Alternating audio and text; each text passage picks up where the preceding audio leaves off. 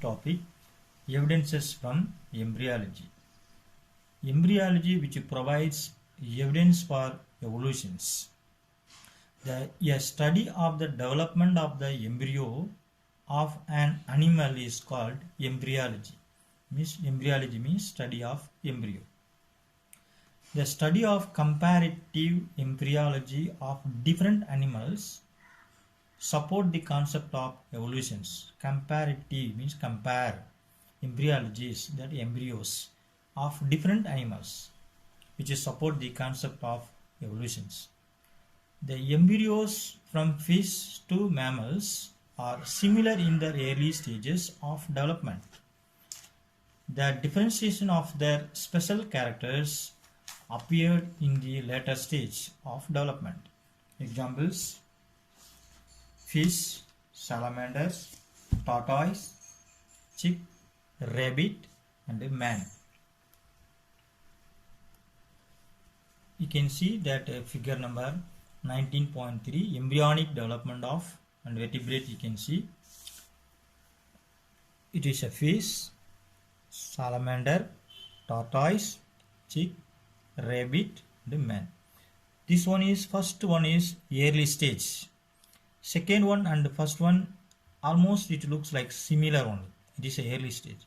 And this last one is later stage. This later stage only we can identify. During the development of the embryos of any organisms, its complete evolutionary history is repeated. Then all that early stage it looks similar embryos, then later on only it develop in their own evolutionary development. And some of that evidences we have here. First one is biogenetic law or recapitulation theory. Biogenetic law. This theory was given by Ernest Haeckel. According to this theory, androgyny recapitulates phylogenies. Here, androgyny means ancestors. Phylogeny means evolutionary in future characters. Then androgyny means during embryonic development. Phylogeny means history of evolutionary in features. Evidences from paleontology. Paleontology deals with the study of fossils. The study of fossils is known as paleontology. Leonardo da Vinci is called the father of paleontology. The study of fossils help us to understand the line of evolution of many invertebrates and vertebrates. Invertebrates, absence of bone; vertebrates, presence of bones. Whether invertebrates or vertebrates, we can able to study their fossils. The fossil records show that the evolution has taken a gradual process from simple to complex organisms, mean from ancestors to persons or previous to future. That is, as we have seen, androgyny recapitulates, that is phylogenes, that which gives some evidences. The origin of modern birds supported by the evidences from paleontology. Now, modern bird also it is supported by the evidences from paleontology. For example, you can see Archaeopteryx birds. Archaeopteryx is the oldest known fossils bird. It was an early bird-like form found in the Jurassic periods. It is considered to be a connecting link between reptiles and birds because it had wings with feathers like a bird. It had long tail, clawed digits, and conical teeth like reptiles. That is why it is a connecting link between reptiles and birds. You can see that diagrams, figure number 19.4, Archaeopteryx, this is fossil birds. Okay, thank you for watching these videos. Good morning, students. Today we are going to see about theories of evolutions. As you know very well, yesterday we have seen about evolution. What is mean by evolutions? Evolution means the gradual formation of the new organism from the pre-existing organism through changes. That is called evolutions. This evolution gradually the changes it will take place, not sudden change or not rapid change. Gradual changes which take place from pre-existing organisms. That is called evolutions. Life had evolved along with evolutions of Earth towards the end of the 18th centuries. That all that organism life started at the end of the 18th centuries. Evolution is the gradual change occurring in living organism over a period of time. In the particular period of times that evolution gradually occurring, gradually changes taking place. The formation of new species due to changes in specific characters over several generations as response to natural selection, that is known as evolutions. That nature also it will be favor for evolutions. According to the nature, that evolution gradually that changes it take place. The natural changes occurring is explained through the theories of evolutions as proposed by Lamarck and Darwin. These natural selections, the theories of evolutions proposed by two great scientists, that is Lamarck and Darwin. These both are great naturalists and evolutionalists. First we can see about Lamarckism or Lamarckian theories. Lamarckisms. Jean-Baptiste Lamarck was a French naturalist well known for his theory of evolutions. He is a great naturalist as well as evolutionist. Lamarck's theory of evolution was published in Philosophique Zoologique in the year 1809. It is popularly known as theory of inheritance of acquired characters or use and disuse theory or Lamarckisms. Theory of inheritance of acquired characters. Acquired means procured during lifetime. According to the environment, that organisms it is used to create new characters or which develop the new characters according to the environment. That is use. That organism not at all use and that particular organ or parts will disappear. That is called disuse. Next one. Principles of Lamarckisms. First one, internal vital force. Internal vital force.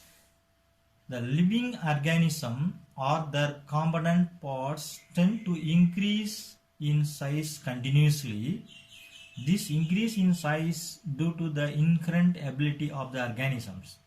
Some organisms, when they need to face certain problems, then particular organ, component parts, that particular parts has to increase in size continuously to adapt according to the environment. Next is environment and new needs. Environment and new needs. According to the environment, that organism to adapt to change, then only that organism can be able to survive. Otherwise that organism unfit for that particular environment. A change in the environment brings about change in the need of organisms. Yes, this environment which makes to change the organism. That environment which makes to adapt the organism. Then only that organism's life will be continued. In response to the changing environment, the organism develops certain adaptive characters. When the suddenly environment changes take place, that organisms has to adapt according to the environment. Otherwise, that organism cannot be able to survive. The adaptation of the organisms may be in the form of development of new parts of the body. For examples, certain organisms, if not getting food or shelter or something, that organism has to use certain parts to develop new parts from their body. Already that parts organ will be there in the certain in their body, but because of environmental changes, that organisms which develop new parts from their body. Next one, use and disuse theory. It is famous theory for Lamarckisms. This Lamarck's use and disuse theory state that if an organ is used constantly, the organ develops well and gets strengthened. As we know, if we are doing regularly exercise or yoga, our organ, it will be flexible. The fluctuation will be there. The organs also, it will be very strong and strengthens. That is use. If that organ is not used, then suddenly that organ flexible will not take place. Then that organ is happen to disappear when it is not at all used. When an organ is not used for a long time, it gradually degenerates. That particular organ, if we are not used, that organs gradually disappear. Degenerates means it disappears. The ancestors of giraffe were provided with a short neck and short forelimbs. Short forelimbs mean the front legs. Due to shortage of grass, they were forced to feed on leaves from the trees. Naturally, this giraffe having short neck and short forelimbs, when grass is available on the earth, easily it will grasp that grass as a food. When the grass is only it is completed, not available food for them, then the giraffe were forced to feed on leaves from the trees.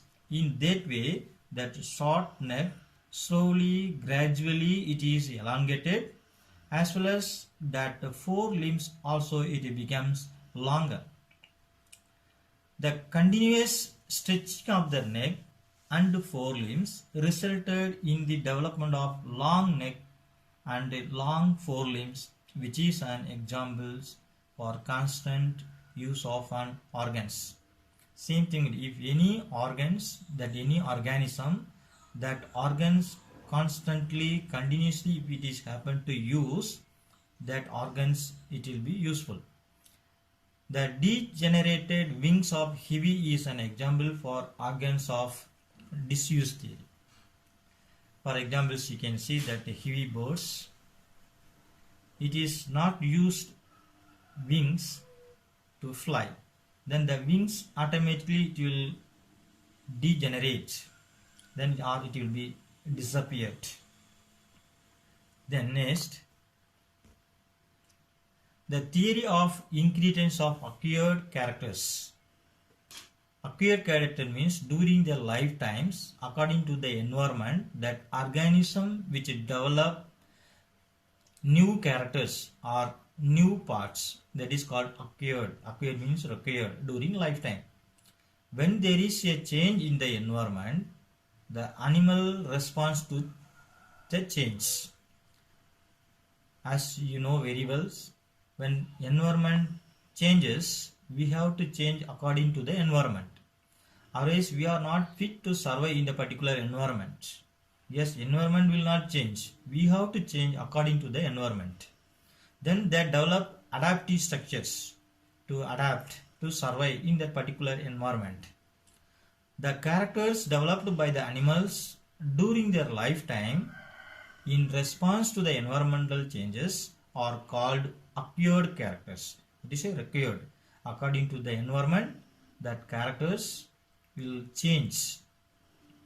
That is called acquired characters.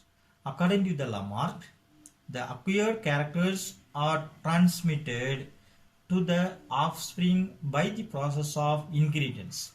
During lifetime, when that organism changed certain new characters, that new characters which transmitted to the next generation, that is offsprings, next generation, through the inheritance process. Inheritance means from one generation to next generations. The flowchart showing the postulates of Lamarckisms. You can see here first that environmental changes take place.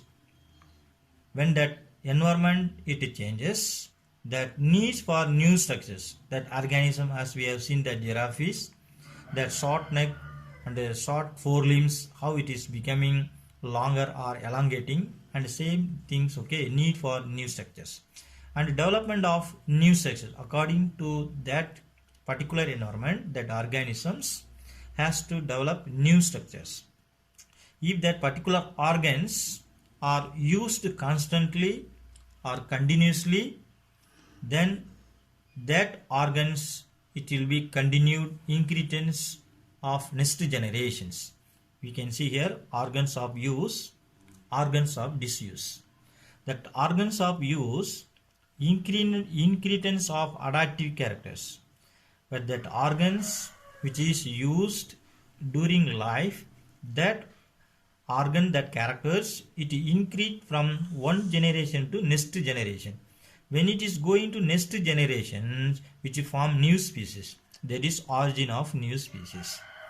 Then this side you can see organs of disuse, that organs are not used, then that particular organs it will be disappeared. That is called degeneration of the structures. This it shows the flow chart showing the postulates of Lamarckisms. Thank you for watching videos.